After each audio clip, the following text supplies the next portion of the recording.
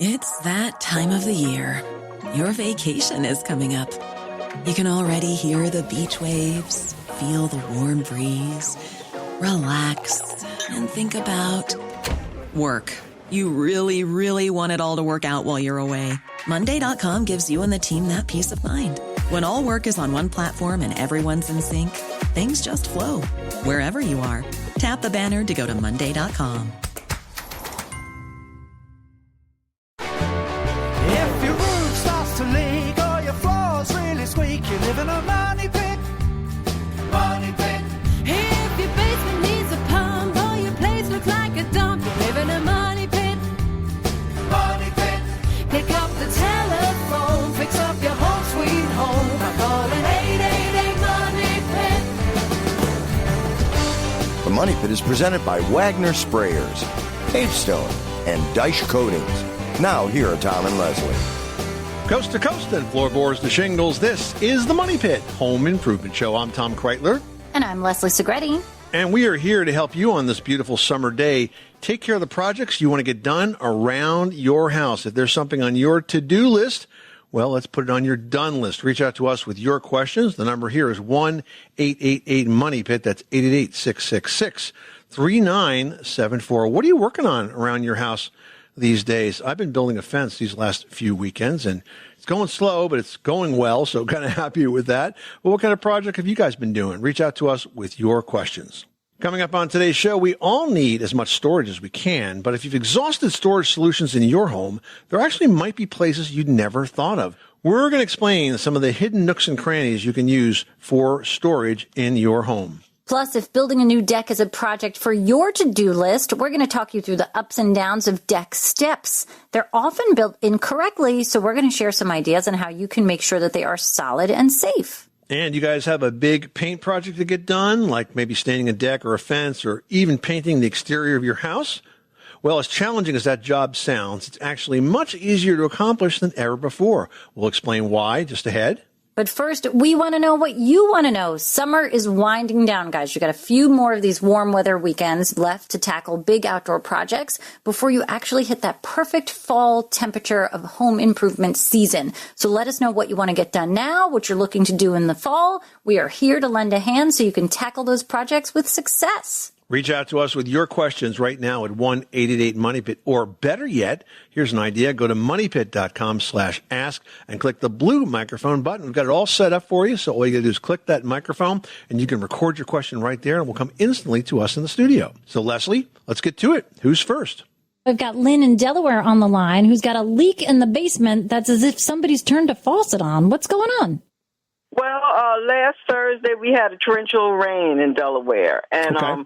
I was so afraid of trees falling in the rain, I ran down to my basement immediately. And about maybe 2 minutes being down there, I hear some sound like somebody turned on a faucet. Okay. So I looked behind the where the faucet is. It comes from the inside. The water pipe comes from the outside onto the inside. Water was just gushing. It was just gushing in, just like a faucet. So it was coming around the pipe where the pipe comes through the wall?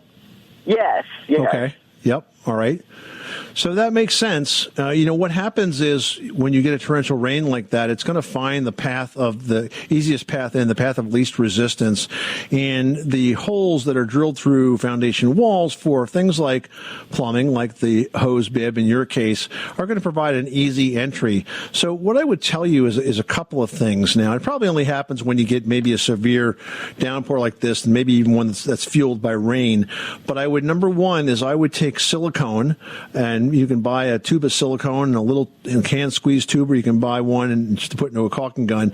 And I would seal the gap around where the pipe comes through the foundation wall. All right, so next I want you to do the same thing on the inside. This is going to stop what happened to you most recently. But the other thing I want you to do is to take a look, if you can, at the drainage conditions outside that wall, because you might find that maybe you have an overflowing gutter there, or that you have soil that is sort of settling down and maybe it's moving too much water towards that area of the wall. I don't know how high up this hose bib is, but generally the roof and surface drainage conditions are what starts this all.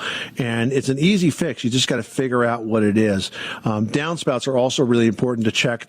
Most of the time when the gutter companies put them in, they drop them pretty close to the foundation, but we always like to see them extended out 4 or 5 feet. So you're moving all that water out away from that wall, and if you can kind of move it out and keep it away, you're going to find that the whole space is a lot drier. And in your particular case, with this little gusher that happened, sealing the area around the pipe should stop that from happening the next time. Oh, okay. Now, another thing that I'm wondering now that you said about the ground settling and everything, this particular stepway, I've had not gophers, what are them things, groundhogs that used to dig under there, and I'm wondering if they could have moved the dirt and made a path or something to this particular... Yeah, they may have. Generally, the first 4 to 6 feet, you want to do what you can to keep the soil sloping away from the walls in those first few feet. So if it does settle in, you just add clean fill dirt, not topsoil, but just fill dirt, very inexpensive, and you pack it in there and you slope it away. Then you could put some mulch or you could put some topsoil and grass over that, but you want to have that soil sloping away, and then it's going to settle every once in a while, and especially if you get any overflowing gutters, it'll just erode and wash away. So that maintaining that sort of slope and that space to keep the walls as dry as possible is important, and it really does help solve a lot of problems with water in the basement and even dampness in the basement. Okay. I appreciate that. That's what I will do then. Thank you so much for taking my call. You're very welcome. Good luck with that project. Thanks for calling us at 888-MONEY-PIT. All right, now we're heading out to Kansas, where David's got a question. How can we help you today? I had a remodel done, and we installed a vent fan over the range.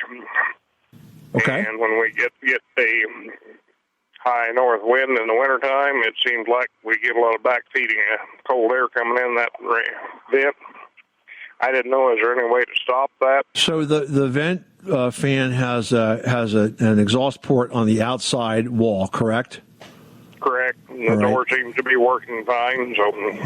And is there a gasket around that door? Yes, I think there is. When you look at that door, do you happen to note whether or not it's evenly striking all the way around? In other words, if it's a little twisted, because it's metal, sheet metal, and sometimes when they're trying to get that all in there, sometimes if it gets cocked a little bit and it's twisted, it may not be closing completely all the way around. Have you taken a look at that level of detail? It looks pretty good that way. It's just when you get the high wind, it seems to sit there and chatter back and forth a little bit. That seems to be what in the area. Okay, yeah, so it's depressurizing basically. Huh, interesting. The other thing is around the outside of that where it comes through the wall. Do you know if they've sealed that when it was put in? It usually comes through the wall, and there's usually some sort of frame around it and flashing, and you may be able to take off that outside housing and then seal it better than it was originally, and that could help a little bit. But if the door is chattering, then it seems like the spring may not be tight enough. And I'm not sure that anything that we could suggest is going to change that. I can't imagine a way to kind of correct that if that's what's going on. Yeah. Well, we've had the similar problems on the dryer vent and the bathroom exhaust, and we put a dampener in, but this doesn't have a long enough run to put a dampener in the line there. So. Yeah. Well, and of course, if you put a damper in, you're restricting its efficiency as well. Right. So that's another issue. You know, another thing that you could do is if you put another, I'm going to call it a cage, but it's kind of like a metal box that's made out of perforated steel, and it's very perforated. It's not enclosed at all, right? But if you were to surround that exhaust port with a second sort of frame around it and had that sort of fenced-in area, then that might be enough to interrupt the flow of the air, and that's depressurizing that spot and stop it from sort of chattering and coming up as much. And you certainly could attach it temporarily and see if it works. Okay. Just something to break the wind. Yeah, some way to break the wind out a bit. Exactly. Yep, exactly. Thanks for calling us, David. I hope that helps you out, and let us know how you make out. All right, and thank you. You're welcome, sir. Bye-bye. Hey, you want to make our day? Well, go ahead and leave us a 5-star review on Apple Podcasts, and we'll be jumping for joy. Plus, you guys, your feedback helps us make the show even better for you. Just go to moneypit.com/review. So here's a pretty common home improvement problem. Your toilet starts to run and run and run, and then it even flushes all by itself, which is kind of freaky. Oh, those ghost flushes are fun. Oh, yeah, it really scares you, especially when it's really quiet at night and then somebody seems to be flushing the toilet, except that there's nobody in the bathrooms. Even ghosts have to pee, Tom. Yeah, I guess so. But the reason that happens is that the flush valve is worn and leaking. So enter with a solution, the folks at Fluid Master. They've got this new flush valve called the new Super Flapper, and they've given us 3 to give away to one lucky caller, so you can pretty much update all of the flappers in your house. Now, these are designed to stop the noisy running toilets from wasting water and flushing all your cash down the drain. The Super Flapper fits both 2-inch and 3-inch toilet flush valves, so one valve fits almost every toilet imaginable, and it includes a cool new water adjustment feature that allows you to customize the water levels in your tank so you can maximize your flush and save water. Easy to put together. It retails for $14.98. We've got 3 going out to one lucky caller, so make that you. Reach out to us with your questions at 1-888-MONEYPIT, or you can check it out at Home Depot, again, for $14.98. We've got Maureen in Nebraska on the line who needs some help with vinyl windows that are looking pretty faded. Why don't you tell us about it? They are chalking and leaving white streaks down my glass of the window. Is there any finish I can put on them, like a varnish, that will hold up to the weather? Yeah, Maureen, when that vinyl starts to wear like that, you can't really totally restore it, but what you can do is paint it. In fact, you could paint vinyl and you could paint vinyl siding, but you need to use the right kinds of paint and the right kinds of prep. Now, most major paint suppliers have what they call vinyl safe colors, which are usually white and the lighter colors. You can't really use a darker color because it absorbs too much heat. But if you prep those windows properly as directed by the manufacturer and use a vinyl safe color, you could actually paint them, and that paint will last a long time because the vinyl covering is not organic. It doesn't have pores. It doesn't breathe like wood does. So the paint really tends to stand up quite well. So that's the solution to that super faded vinyl and all that chalkiness that's falling away from them. Paint them. Well, we all need as much storage as we can get in our homes, or they begin to look very cluttered very quickly. But if you're feeling like you've exhausted all of those storage spaces in the house, there might be some places that you hadn't thought of. Yeah, that's right. By virtue of the way a home is built, there ends up being a lot of sort of hidden spaces. We call them nooks and crannies that are perfect for storage. And many of those are basically hiding in plain sight. For example, the space around a staircase is the first place you should check for storage opportunities. In fact, as I record this show, I am in a space that used to be a closet under a staircase in my home. Now, we've got space for the home studio, as well as shelving for our equipment, and even an enclosed storage space at the bottom, which is perfect for office supplies. So it's there once you know where to look. All right, now an attic is another top spot for storage that's almost never fully taken advantage of, usually because it doesn't have a floor. But adding one is pretty easy. In fact, we've got a step-by-step post on moneypit.com that walks you through the entire project. And now, what about those alcoves and corners you've got around the house? You can get creative with those empty spaces that are basically in living areas in the home. An alcove almost anywhere can become a sleek workstation or a project zone with a few simple storage additions, and they really look great, and they're super functional. Now, bathrooms are definitely a place where we could all use more storage, and the space above a toilet is a good choice for just that, as well as the space nearer to the ceiling, which is perfect for a long sort of hotel-style towel rack. And finally, laundry rooms. Most people don't know that most full-size washers and dryers are actually stackable, which can open up quite a bit of space in an otherwise small room. So those spaces are there if you know where to look. We've got a complete list of all the most likely storage spaces in your home at moneypit.com. Next up, we've got Daryl in Louisiana. What's going on at your money pit? I have an older house, probably in early 70s. And it has the old-time windows, just single glass pane. And I have a couple of good-sized picture windows, like 9 feet across or something like that. And they're big, and I lose a lot of energy there. One of them is on the west side, so I get that afternoon hot sun. Yeah. And I want to know if it would be better use of my money to replace the window with a new, updated, double-pane, nice, modern window, or put some insulation in the attic, which the attic also needs insulation because there's not much up there. I know I can definitely use some insulation. What would be the best use of the money? All right, so a couple of things come to mind. So first of all, regardless of what you do with this window situation, I definitely would put more insulation in the attic. That's kind of a no-brainer. You're always going to get a good return on investment on that. So if you had 8 inches of fiberglass insulation and you could add 8 or 10 or 12 more, you want to use unfaced fiberglass bats and then just stack them perpendicular to what you have. You have to trade off storage space. I don't know if you have a floor in that attic because you can't crush the insulation, but putting more insulation in that space is always going to make sense, economic and comfort-wise. Up there now, it looks like it was blown insulation. It's like little pieces of foam or whatever it is.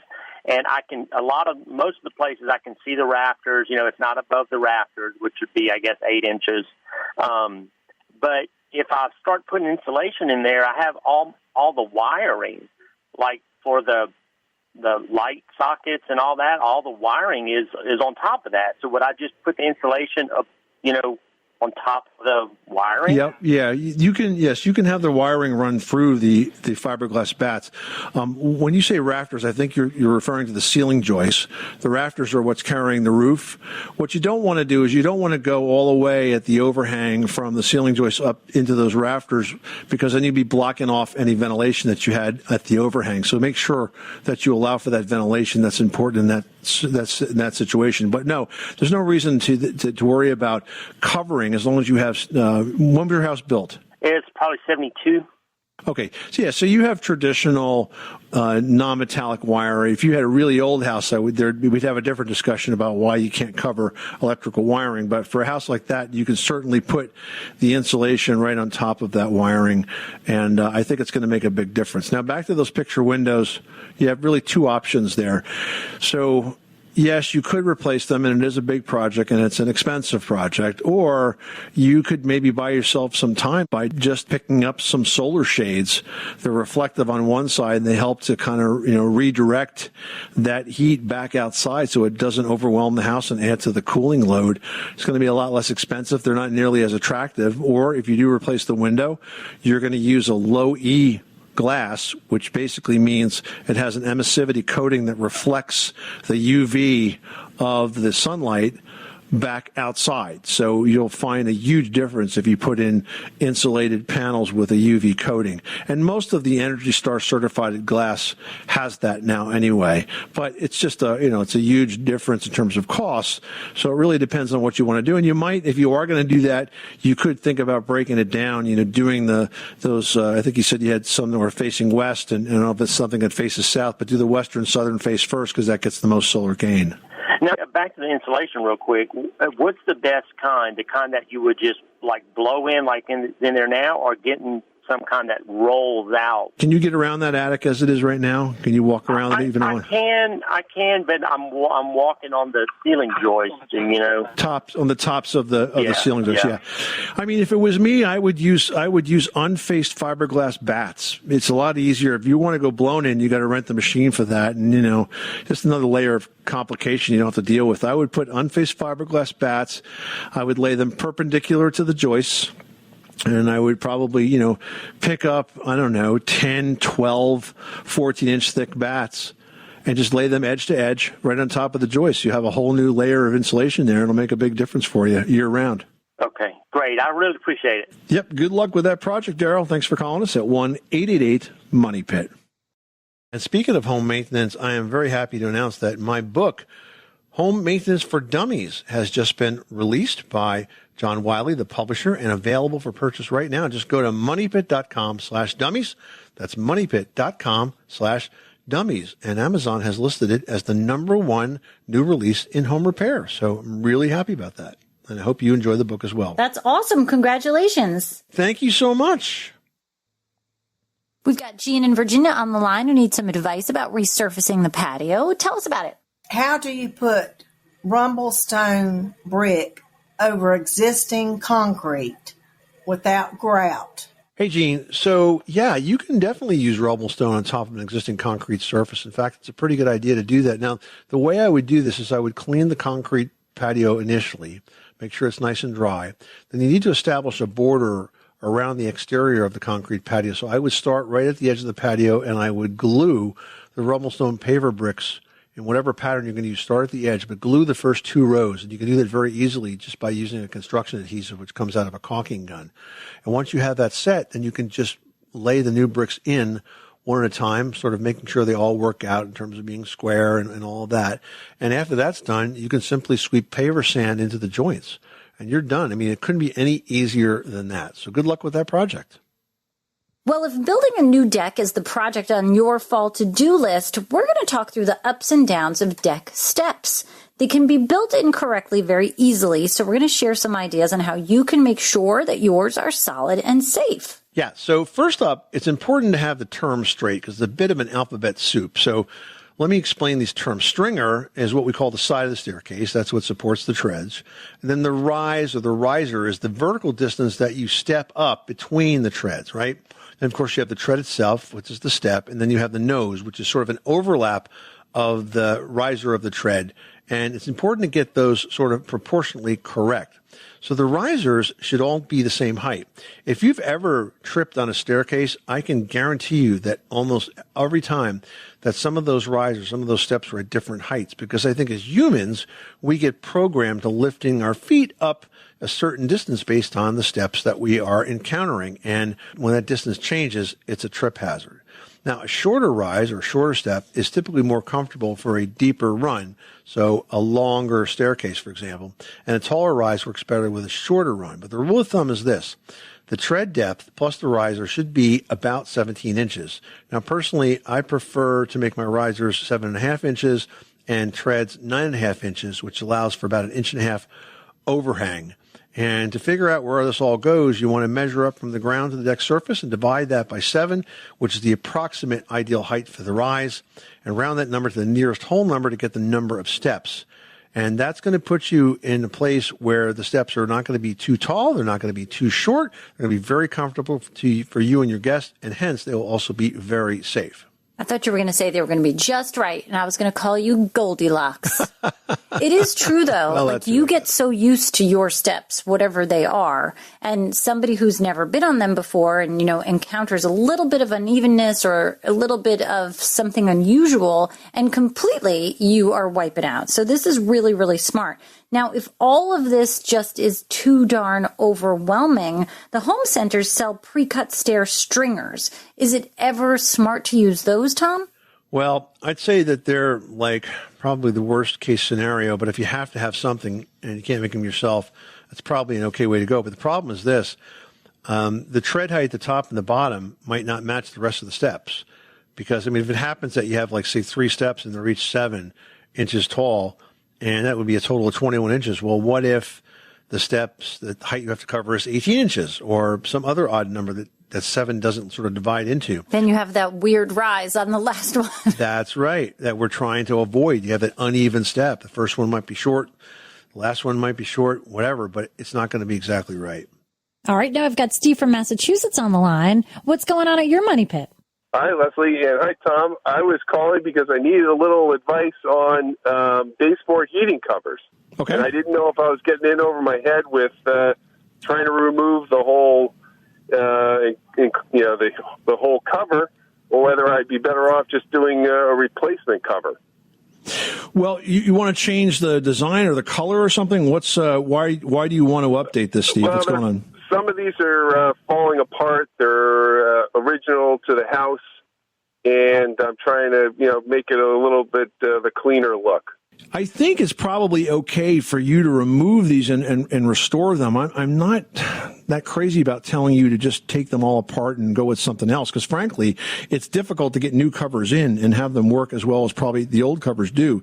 So if you could take those apart and repair them, and everything but the back piece will come off. So the top will come off, the louver part will come off, the front panel will come off. You should be looking at just the hot water pipe with the fins attached and a metal back plate when you're done. And if you take that all apart, you have the opportunity now to repair anything that needs to be repaired. There's not that much that goes wrong with it, so you can probably figure this out.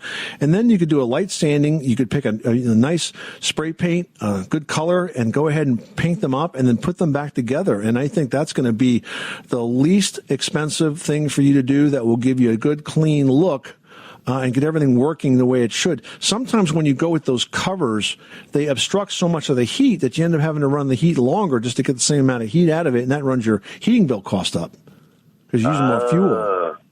Yeah, which I want to avoid doing. Yeah. So I'd stick with what you got and just fix it up. It's not a hard project to do. Yeah, that sounds like an easy DIY, do-it-yourself project, DIY. Yep, absolutely. All right. Well, thanks so much for your calling me back, and I appreciate your help and guidance. Thank you. You're welcome, Steve. Good luck with the project. Send us pictures when you're done, okay? All right, we will. Thanks so much. We've got a great reason for you to reach out to Team Money Pit. Have you ever noticed that perhaps you've got like a mysterious sound coming out of your toilet, like maybe the water is running or kind of flushing on its own? Definitely annoying, definitely a water waster. Well, the product we're giving away this hour is the Fluid Master new Super Flapper. What it does is it stops those running toilets from wasting water and flushing all your hard-earned cash right down the drain. This flapper is going to fit both 2-inch and 3-inch toilet flush valves, so kind of every toilet out there. It's super easy to install. It's around $14.98 each. We've got 3 to give away, so you can do all the toilets in your house. The new Fluid Master Super Flapper is available at Home Depot, but we've got those 3 up for grabs, so give us a call and let us know how we can lend you a hand. The number here is 1-888-MONEYPIT, 888-666-3974. Betty in Tennessee, you've got the Money Pit. What's going on? Okay, I'm in Tennessee, and for several weeks on end, we have temperatures from the mid-80s and up to almost 100. During that time, when it's really hot, there is mold that comes into my closet that leads to the attic stairs. Okay. And it comes out from a couple of vents in a couple of bathrooms and sort of on the ceiling and the hallway adjacent to the attic stairs. How do you know it's mold and not something else? Well, I mean, it's little black spots and, you know. The reason I say that is sometimes if you have a difference in temperatures, you will get condensation of basically the airflow on those surfaces. Now, that condensation can deposit some of the dirt that's in the air, and it's not like you have a dirty house. It's just that sometimes you get dirt particles in the air on the walls, and they'll stick to the cooler parts and not so much to the warmer parts. So, you know, one question I have is it really mold that you're seeing? Because mold doesn't usually become airborne. It just kind of grows on a surface.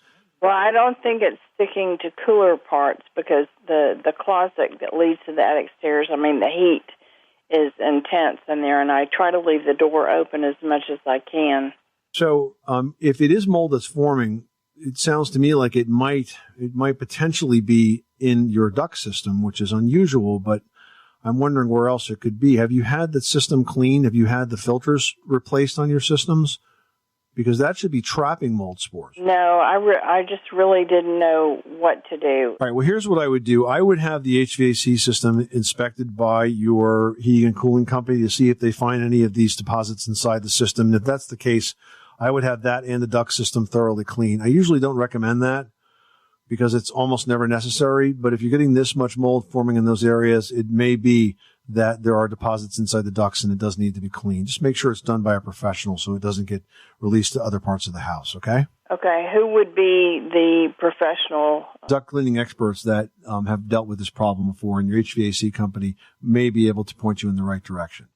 Well, do you have a big paint project to get done, like perhaps you're painting a deck, a fence, or the exterior of your house? As challenging as a job that big sounds, it's actually much easier to accomplish thanks to the new high-efficiency paint sprayers from Wagner. Yep. I've been working on helping my neighbor paint a fence recently, and for that project, we went with the Wagner Control Pro 130, which now has a brand new T2 spray gun, and that's kind of cool because it features a soft trigger pull, so it's easier to use, and has a very lightweight ergonomic design for extended use. So you're not going to get tired out before your project is done, because it's definitely a possibility. Now, the sprayer features a high-efficiency airless tip technology, and that produces up to 55% less overspray, which is important because you don't want to waste paint. Plus, the Control Pro 130 has a soft spray pattern that makes it easy to overlap and get a great finish. And best of all, the job gets done fast because this paint sprayer, it actually lays down that paint 3 times faster than a roller. Now, these Wagner sprayers are really easy to use, and they're perfect for DIYers who are just learning about airless spraying. You can save money by taking on these big projects yourself instead of hiring out to a pro. And using a sprayer also does a way better job than a brush on all of those uneven surfaces you're bound to encounter. It's ideal for medium to large projects like a fence, deck, homes, garages, more. And I'm telling you, once you start with an airless paint sprayer, you're kind of going to want to paint everything. Yeah, it's like using a pressure washer. You just don't want to stop. The Wagner paint sprayers offer a faster way to a better finish. Learn more about Wagner's Control Pro 130 high-efficiency airless sprayer at wagnerspraytech.com.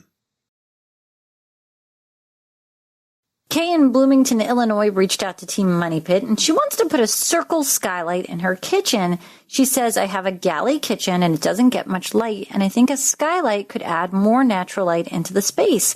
Any tips for this project that you can share? Yeah. I mean, well, first of all, a skylight is a lot of work because putting the skylight in the roof, that's the easy part, right? But building what's called the light shaft, which takes you from the underside of the roof sheathing down to the ceiling of the room below, is a lot of work. You've got to frame it, you've got to drywall it, you've got to tape and spackle it. It's a very hard area to work in. And so therefore it gets really expensive.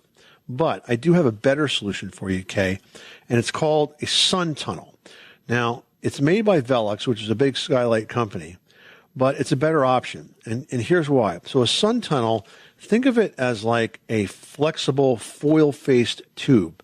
On the roof side, you have what you would see from the ground. It looks like a round skylight, but it really is sort of a light collector, and the light enters that sort of skylight at the roof. It travels through this flexible tunnel, and then in the ceiling below, you just put a lens that looks like, say, ceiling light that's sort of flush with the drywall, and all the light comes through that. It's designed so the light hits it and it goes through it and it spreads out throughout the entire room, and it will just have an incredible effect of brightening up that kitchen at a fraction of the cost of putting in a round skylight and building a light shaft and everything else I said before. So I think you should take a look at sun tunnels. They're just a lot less expensive.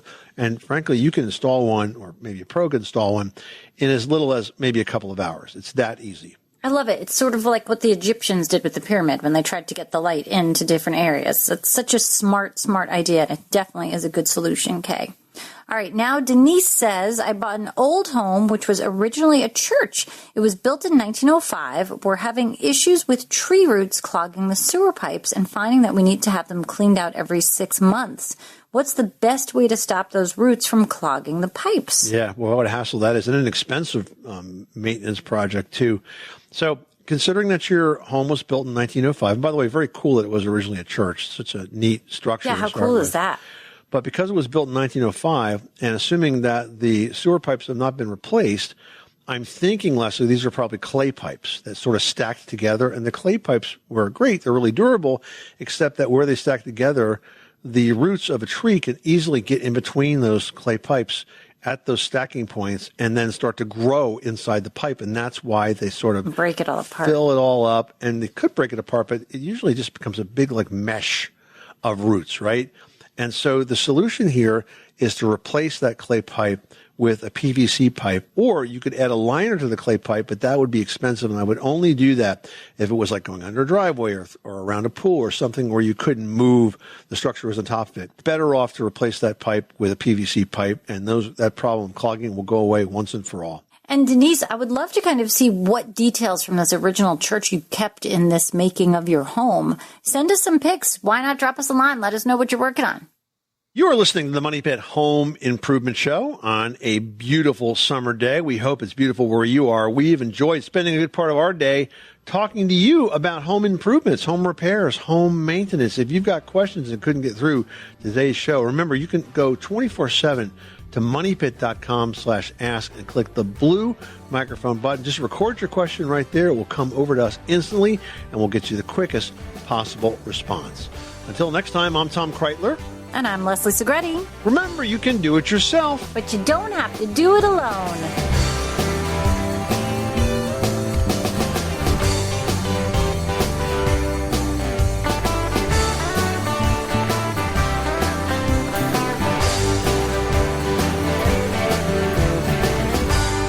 You live in a Money Pit.